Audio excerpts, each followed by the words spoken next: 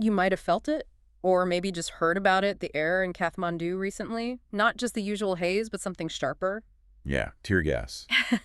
And the sound of crowds, a roar, really. Exactly. It's all tied to September 8th, 2025. A date that, well, it feels like it's really shaken things up in Nepal. Absolutely. It kicked off, didn't it, with that social media ban? Yeah. But it escalated fast. It became something much bigger. It tapped into these deep national frustrations. And it feels like a real generational awakening, something Nepal and maybe even the world can't just ignore anymore. For sure. And that's what we want to do today. Take a real deep dive into this whole story. Unpack it all. Yeah. Look at the roots. What actually caused these protests? Walk through the events of September 8th itself, which were pretty dramatic. And then look at the solutions being thrown around by the youth. Some are. Well, they're pretty radical. They really are. And consider what this all means, for Nepal's future. Maybe even for, a new way of thinking about politics globally. Ye could have wider ripples. So where are we drawing this from? Our main source material comes from Democracy for Nepal. They've published some really detailed articles, analyses. Giving that on-the-ground perspective. Exactly. Covering the protests, how the government reacted, and this really visionary, maybe challenging path forward they're outlining. It's important to say up front, this is happening in Nepal, obviously. Right. But the themes, they're universal, aren't they? The power of young people, the fight for digital freedom. Definitely, especially in our interconnected world. And, what happens when the systems in place just fail people? Yeah, when they don't deliver, it's a story playing out everywhere in different ways. And Nepal's giving us a really sharp, kind of intense look at it right now. That's a great way to put it. You might think, oh, it's just one country. But the questions it raises about governance, digital rights, the voice of Gen Z, they're global. Totally global. So let's get into it. The spark, the thing that lit the fuse, was this social media ban, which must have felt like, I don't know, a sudden chokehold. Especially for a young, very connected population. Yeah. The details are pretty stark. It was September 4th, 2025. Just a few days before the big protests. Right. And Prime Minister KP Sharma Oli's government announces this ban on 26 major platforms. We're talking the big ones. Oh, yeah. Facebook, Instagram, YouTube, WhatsApp, X, Twitter, all gone, just like that. And the government's reason? Officially. Non-compliance with new regulations. Sounds almost technical, bureaucratic. But that's not how Gen Z saw it, right? Not at all. No way. For them, it felt like a direct hit. An attack on their freedom of expression, on their whole digital life. And what makes it even more, questionable, according to the sources? Was the timing of the regulations themselves. Exactly. The bill outlining these new regulations, it was apparently still being discussed in Parliament, not even law yet. So banning platforms based on rules that weren't finalized. Yeah. It just seemed heavy-handed, preemptive. Which fuels those comparisons people were making, right? Yeah. To more authoritarian regimes. Absolutely. The phrase North Korea-like started popping up. That's a really potent, really worrying comparison. It's just a deliberate move towards, digital control, not just a bureaucratic slip-up. It looks like a pretext, doesn't it? Yeah. A thin excuse to clamp down. Totally. It immediately screamed digital dictatorship to a lot of people. It wasn't just about stopping bad info or whatever the excuse was. It felt like controlling the space where a whole generation lives and breathes online. Exactly. Cutting off a vital part of their public and private lives. It really makes you think, doesn't it? Cool. In this day and age, how often does a government ban just backfire? Yeah, like pouring gasoline on a fire. It creates this incredibly visible symbol of oppression. Which brings us to the digital pulse of this generation in Nepal, Gen Z. Born roughly 97 to 2012. Yeah, they're digital natives, just like everywhere else. Globally connected. And for them, social media isn't just scrolling cat videos, right? Not at all. It's their main space for expressing themselves, talking politics, sharing culture. And crucially, for making a living, too. That's a huge point. The economic hit was immediate and severe. Yeah, think about all the small entrepreneurs. People selling things online, artisans, local services. Their whole business model might be built on Facebook or Instagram. Gone overnight. And then there are the migrant families. Huge numbers of Nepalese work abroad. In the Gulf, Malaysia, Japan, sending money home. And they rely on those free digital calls, right? Yep. WhatsApp, things like that, just to stay connected with family back home. manage things, share news. So the ban wasn't just inconvenient, it actually severed those lifelines. Commerce, family connections. Hitting the most vulnerable people often. So yeah, much bigger than losing access to memes. It was livelihoods, family ties, basic connection. And just, their identity, how they interact with the world. The cultural impact must have been massive. But it didn't silence them, did it? Quite the opposite, it seems. They mobilized fast, people jumped onto VPNs, found other apps. Yeah, and those hashtags started trending. Yeah, hashtag Jen's Revolution. Yeah. Almost instantly. Shows how adaptive they are. You block one path, they find another. It shows the digital resilience. Governments try to control the medium. But controlling the message, or the will behind it, much, much harder. So this ban, it wasn't just about the internet. It ripped the cover off these deeper problems, these cracks in the foundation. That's the key takeaway, isn't it? The ban was just the spark. The tip of the iceberg, as the sources put it. So what's underneath? What's the real problem they identified? The sources are pretty blunt. They call it the entrenched corruption of Nepal's political class. Not just a few bad apples, then. Yeah. Systemic. Yeah, pervasive. It's described as something deeply embedded in how things work. And they name names. Oh, yeah. PM Oli, Sher Bahadur Doba, Pushpa Kamal Dahal Prachanda. The big figures. The sources argued these names symbolize a system where, and this is a quote, roughly 10,000 elites together loot the country. Wow. 10,000. That's a staggering claim about the scale of it. It is, and this isn't new, they say. It's led to decades of non-deliverance, stagnation. Meaning the government just hasn't delivered for ordinary people. Right. Broken promises. Lack of progress.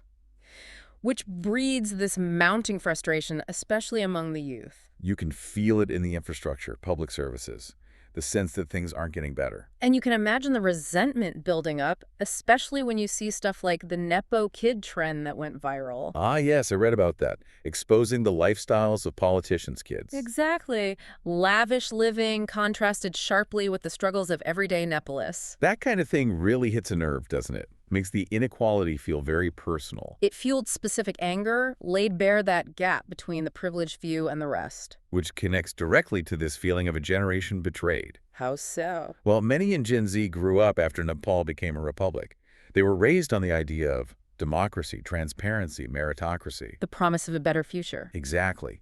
But what they see now, youth unemployment is near 19%, one of the highest in South Asia. 19%, that's huge. And economic inequality is getting wider, so that promise feels, well, broken. Betrayed. That's the word the sources use. Betrayed by what feels like a sham democracy. Where power just gets recycled among the same corrupt figures. Yeah, operating more like a closed club, a syndicate, than actual democratic institutions serving the people. So their demands quickly went way beyond just getting Instagram back. Oh, absolutely. They wanted the future they were promised. The democracy they felt was stolen. So the internet ban wasn't just a spark. It was like throwing fuel on an already raging fire of these deep grievances. A fire that then exploded, tragically, on September 8th, 2025. That date. It really feels like a moment where everything changed. The buildup was fast, wasn't it, between the ban on the 4th and the protests on the 8th? Intense.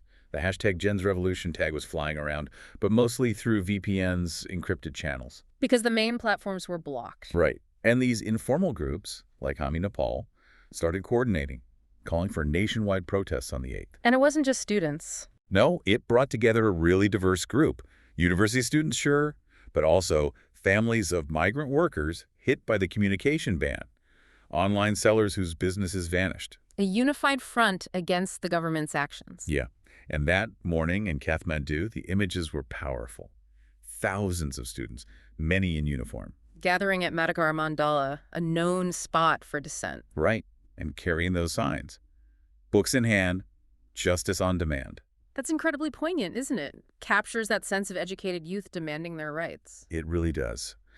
Then, midday, they started marching toward the federal parliament at New Baneswar. Taking the protests right to the seat of power. And that's where it turned violent. Clashes broke out when they tried to get past the restricted zones. Trying to breach the barriers. Yeah. And the response escalated quickly. Brutally, in fact. Afternoon brought the usual crowd control. Water cannons, tear gas. Rubber bullets, too. But then the reports got much darker. Eyewitnesses confirmed live ammunition was used. Live rounds against protesters. Specifically when the barriers were broken, yes. Not just warning shots. A deadly response. That's horrifying. By evening, the numbers started coming in from hospitals. At least 19 dead. Over 347 injured. 19 dead in one afternoon. And a strict curfew slammed down on Kathmandu immediately after, trying to contain the outrage. That direct confrontation, the sheer loss of life, it feels like an irreversible moment, a scar. Absolutely a turning point. The human cost is just devastating. And what makes it even more chilling, according to the sources, is the comparison they draw to 2006. The pro-democracy movement against the king. Yeah. They claim, quote, Oli's forces killed more peaceful protesters in just 19 minutes than King Gyanendra's royal regime killed during the entire 19 days of the 2006 pro-democracy movement. 19 minutes versus 19 days. That's what one source says. Another says Oli's government surpassed that brutality in just one day. The speed, the intensity of the violence. That comparison is brutal. It suggests this wasn't just excessive force, it was something else. Yeah. Something darker. Marks a turning point, they argue. Underscores this unprecedented speed and cruelty. Suggests maybe an authoritarian drift within the republic itself, something people thought they'd moved past. Exactly. A willingness to suppress dissent with extreme force, eroding those democratic principles. It must leave deep wounds. How does a society even begin to process that level of state violence against its own young people? That's the core of it, isn't it? The sources paint this picture of deep trauma, but also, paradoxically, hardening resolve among the youth. Like a moral rupture. Not just political disagreement. Precisely. This wasn't just policy gone wrong. It felt like a betrayal by the very system meant to protect them. So, faced with this brutality, how did people react in Nepal and around the world? Domestically, it was sharp and divided, as you'd expect. PM Oli went public, calling the protesters Gen Z troublemakers. Dismissive, defiant. Very defiant, vowed not to bow down. But there was one act of accountability. The Home Minister resigned. Yes, Ramesh Lekhak, over the killings, which is noted as pretty rare in Nepali politics, but it definitely didn't quell the anger. I can imagine. What about the opposition? The Rashtriya Swatantra Party, the RSP, they immediately demanded Oli resign, called it a black mark on democracy. And civil society, human rights groups. They were loud and clear. The National Human Rights Commission condemned the excessive use of force. NGOs, student groups, teachers' unions, they all called for dialogue, not repression. A unified call from that sector. Yeah, and public feeling. Among urban youth, massive support for the protests, obviously. But more mixed in rural areas. That's what the sources suggest. Sympathy for the complaints about corruption, sure, but also, understandably, fear. Fear of instability, chaos. Memories of past conflicts can run deep. Definitely. Internationally, the spotlight turned on fast. Amnesty International called it unlawful use of force. Demanding investigations. Yeah. The UN urged Nepal to respect civil and political rights. Global news outlets, BBC, New York Times, Al Jazeera picked it up big time. Framing it as a youth uprising. Pretty much. Highlighting that digital angle, the generational struggle. And neighbors. India. Indian media drew parallels with other youth movements in South Asia, warned about potential instability in the region, geopolitical ripples. It shows how connected these things are now, doesn't it?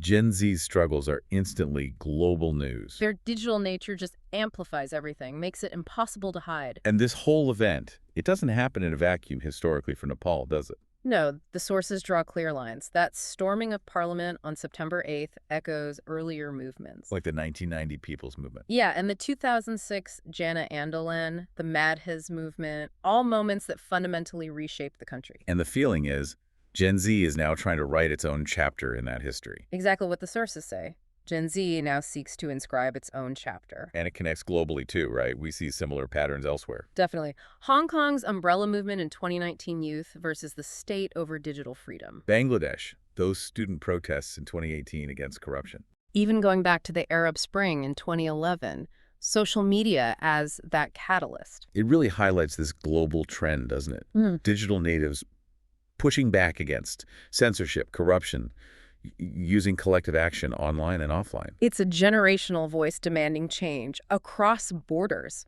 So with all this anger, the sense of betrayal, the violence, what are they actually demanding now? It must go way beyond just getting Facebook back. Oh, absolutely. The sources are clear. It started with internet access, but it escalated into a national outcry for systemic change. Completely shifted. From connectivity to freedom itself. Yeah. Citizens are no longer merely demanding connectivity. They're demanding freedom.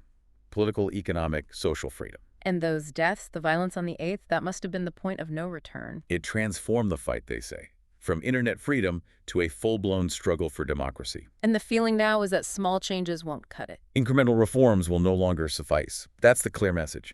The prevailing sentiment isn't just lift the ban, it's Ali must resign. That's a huge shift from policy to leadership to the whole system. You see it in the slogans too, right? From our internet back to our future back, our country back. Much more fundamental. It's about the nation's soul, not just a website. So the demands now point towards, well, revolution, essentially. A clean sweep. The sources use that exact language. Yes. Oli must go. This constitution must go. A genuine constituent assembly must rise. It's a total rejection of the current framework. Wow. Not just the leader, but the Constitution itself. Why such deep distrust in the Constitution? The argument is that it wasn't genuinely democratic in its creation. It was hammered out in backroom deals, enforced by party whips. So serving the political elite, not the people. That's the perception. That its flaws, its origin and compromise among the powerful, haunts Nepal today, leading to the very corruption they're protesting. And the language about Oli gets pretty intense. Extremely. Some critics argue his actions mean he no longer belongs on Nepali soil. Calls to send him to North Korea or even send Oli to Kalapani. Kalapani, the disputed territory. That really emphasizes a sense of alienation. Yeah. And a stark warning to India. Don't give him asylum if he falls. That would be seen as a betrayal. It shows how deep the rejection goes. Not just policy disagreement, but a fundamental break. A demand to rebuild from the ground up. So if reform is off the table and revolution is the call, how do they envision making that happen? A clean sweep sounds huge. The plan outlined is incredibly ambitious. First, mass mobilization. The call is for 10 million people to hit the streets. 10 million, that's a massive number for Nepal. Huge. The idea is to shut the country down completely through nonviolent resistance until the government and constitution fall. Paralysis through people power. Exactly. But crucially, they're proposing a specific structure to avoid chaos. Not just mass protest, but organized mass protest. Right. A decentralized matrix, they call it. Not a political party, but a structure designed solely to dismantle the corrupt establishment. How would that work? It involves groups of 11 electing leaders upward through successive layers. Grassroots groups of 11 choose a leader, those leaders form groups of 11, and so on. Until you reach a national committee. A national committee of 11 representing the whole movement. It's designed for legitimacy, adaptability. And learning from past mistakes. Like Hong Kong. Explicitly. The sources mention Hong Kong's protests lacked that kind of clear structure and were ultimately left empty-handed. This 11-member committee model is meant to provide that grounded, representative structure. That's fascinating. A structure built for revolution, not for governing afterwards. Prevents new elites, maybe? That seems to be the idea. Bottom-up legitimacy, adaptability, focus solely on the transition. Okay, so let's say this works. The old guard is gone, this matrix structure is in place. Who leads the transition? You need someone in charge temporarily. The demand is very specific here, too. An interim government under Balin Shah's leadership. Balin Shah, the mayor of Kathmandu. That's him. And his mandate would be clear. Hold elections for a new constituent assembly within 1 year. Why him? He's not from the traditional parties, is he? That's precisely the point. Yeah. He's seen as unique because he's the only directly elected executive in Nepal.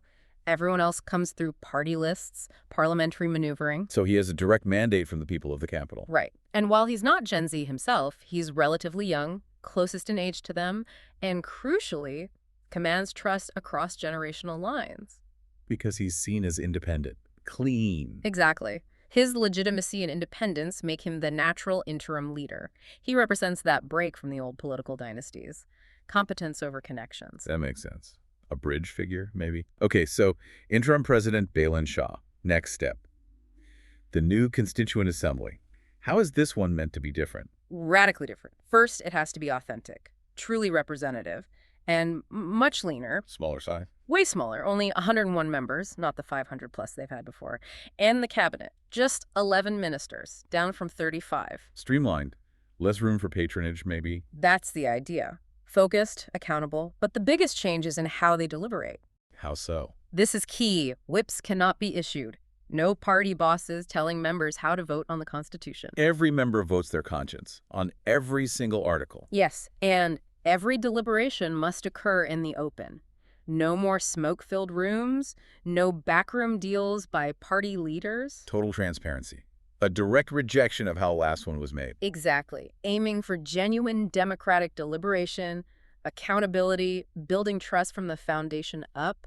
This whole political restructuring is already huge. Mass mobilization, new structure, interim leader, lean and transparent assembly. But then the sources take another leap into a completely new philosophy for governance, for economics. This is where we get into Kalkiism and Giant Tantra, right? Exactly. The sources frame the Gen Z protests not just as political rejection, but potentially the beginning of a new political and spiritual order. Wow, okay. And the next step involves talking to whom? A group called the Kathmandu-based Kalkiism Research Center, or KRC, led by Jay Saw and Umashankar Prasad. So engaging with this specific research center is seen as crucial. Yes. It signals this isn't about just tweaking the old system. It's about exploring something fundamentally new, pioneering, not imitating.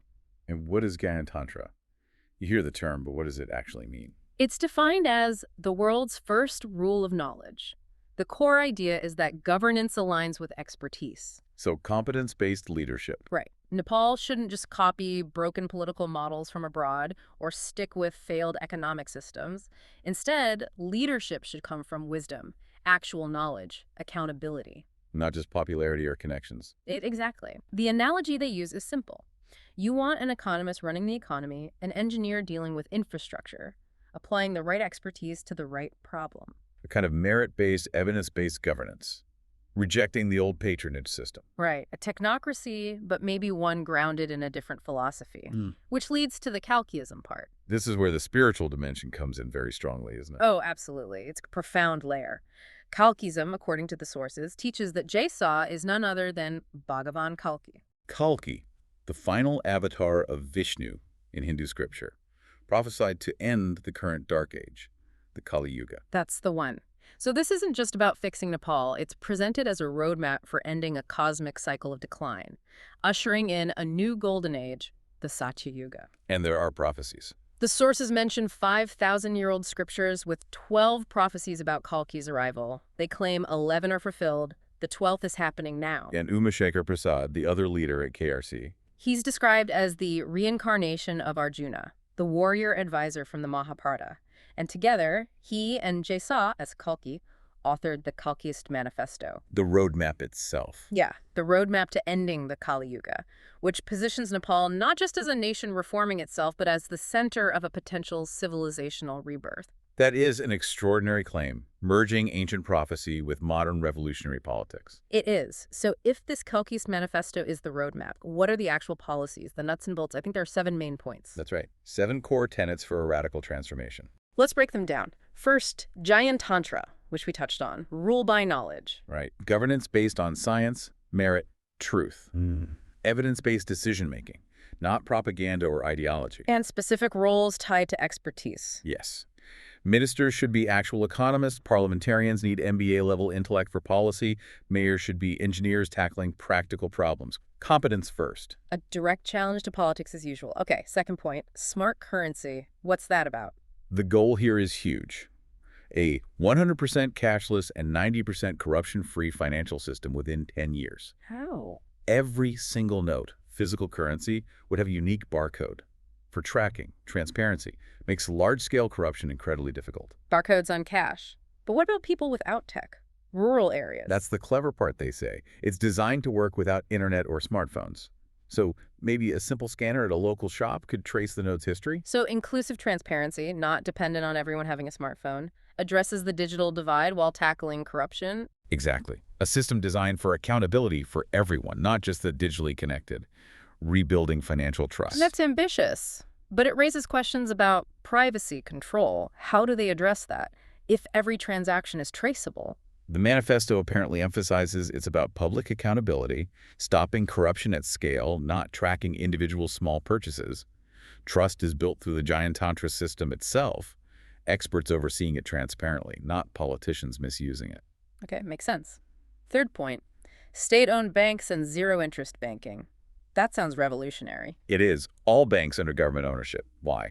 To align banking with national goals, not private profit. And the zero-interest part. Even more radical. Eliminate interest rates completely. Provide free capital for essentials, education, health, legal aid, and critically for entrepreneurs. Free capital. That would fundamentally change everything. The aim is equitable access to capital, democratize finance, public control, address that inequality and lack of opportunity head-on, make money a tool for development, not just profit. Which flows right into the fourth point. Free, high-quality education, health, and legal services. Yet they see these not as things you buy, but as a right of citizenship. Flat out. Because knowledge and health are the real wealth. That's the philosophy. Knowledge and health are the true wealth of the nation. This directly tackles existing inequalities, builds human capital. Which you need for that knowledge-based economy they envision. Precisely. Give everyone the basic tools to thrive and contribute. Okay, foundational services covered. Fifth point. That massive 20% annual development rate. Is that even possible? They argue, yes, it's possible. And necessary. How? Through these radical reforms, plus tapping the skills of the Nepali diaspora. Bringing that global expertise back home. Yes, and harnessing the energy, the collective will of the youth. The idea is Nepal can leapfrog old industrial models. Jump straight to a more efficient, knowledge-based system. Exactly. Leading to an explosion of job creation at home, reducing that need for people to migrate for work, keeping talent in Nepal. A bold vision for economic transformation. Sixth point deals with social structure. Reservation-free, knowledge-based society. What does reservation-free mean here? Reservation systems in South Asia are like affirmative action, quotas for specific castes or ethnic groups in jobs, education, politics, meant to address historical injustice. But the manifesto wants to move beyond that. Yes, it argues for a culture based purely on credentials, efficiency, planning, and science. Meritocracy. Advancement based on individual competence, not group identity. That's a major shift from policies common in the region. And they propose a party for this. The Satyagi Samaj Party, to champion these merit-based principles. Okay, and finally, the seventh point. The most out there. Moneyless society and equal wages. This is the ultimate long-term vision. It rejects capitalism, communism, socialism, says they all fail to imagine a truly moneyless society. What replaces money? Or how does it work? The core principle is equal pay for equal hours. Whether you're doing housework or you're CEO, your time and effort have equal value. Equal pay for equal time, regardless of the job. That's the radical idea. It's not about devaluing skills, but valuing all contributions equally. They claim this leads to prosperity, innovation, without financial competition as the driver, falling prices, zero inflation. That's hard to picture working in practice. How do you handle transaction, incentives, value? It's definitely utopian.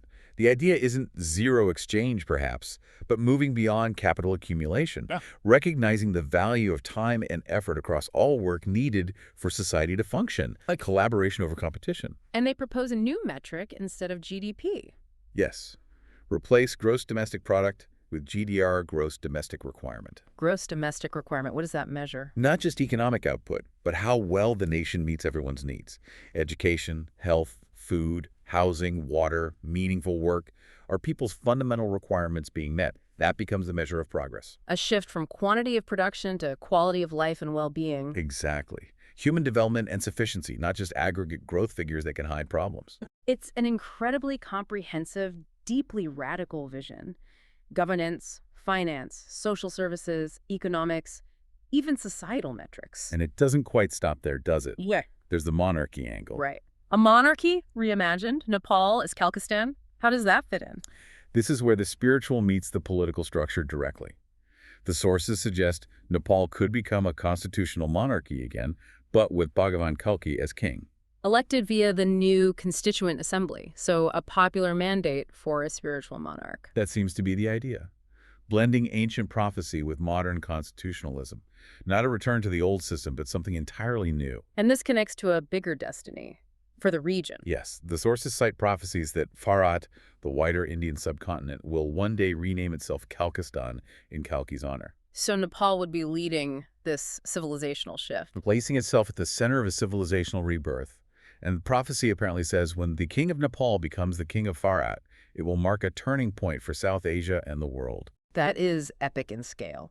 A small nation potentially leading a global spiritual and political transformation. It's a profoundly ambitious, potentially controversial framing of Nepal's future role. So how does the raw, street-level energy of Gen Z connect with these, frankly, cosmic-level ideas? The connection is made very explicitly. The sources stress. Gen Z is not the future of Nepal. They are the present. No waiting their turn. Absolutely not. They're called to be a storm fierce enough to sweep away Oli, Deba, and Prachanta together. Now, Connecting their action directly to removing that old guard. and drawing parallels to those past movements, 1990, 2006, Mad His that changed everything.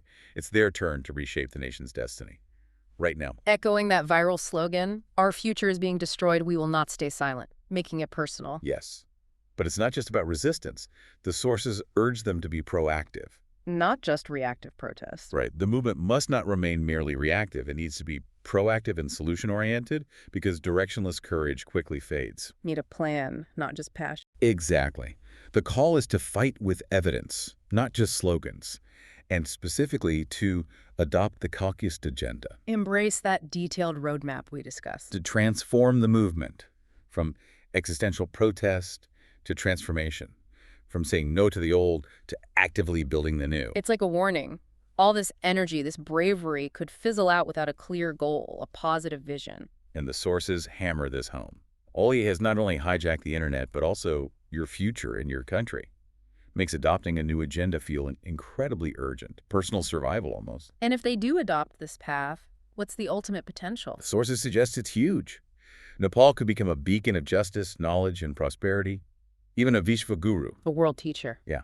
A small Himalayan nation, often seen as unstable, becoming a global model, showing the global south and maybe everyone a new way forward. How a generation with both passion and policy could actually change history. That's the vision presented. So we've really covered a vast landscape today, from that initial spark of the social media ban Through the tragedy and anger of September 8th. to this incredibly detailed radical vision for a completely new Nepal, rooted in knowledge, equity, even spiritual prophecy. It really does feel like Nepal is at a fundamental crossroads. Mm. A generational break demanding more than just tweaks. Demanding systemic change. Yeah. A choice between the familiar, maybe crumbling old ways, and this untested, potentially transformative new path. Which leaves us with a final thought for you, our listener. Something to chew on. If Nepal actually did embrace this Jantantra, this Kalkiism rule by knowledge, zero-interest banking, GDR instead of GDP, maybe even a spiritual monarch. Could this nation, often defined by its challenges, actually become a global model, a template for a different kind of governance, one based on knowledge, fairness, maybe even spiritual awakening? What would it mean if a smaller country dared to completely redefine progress?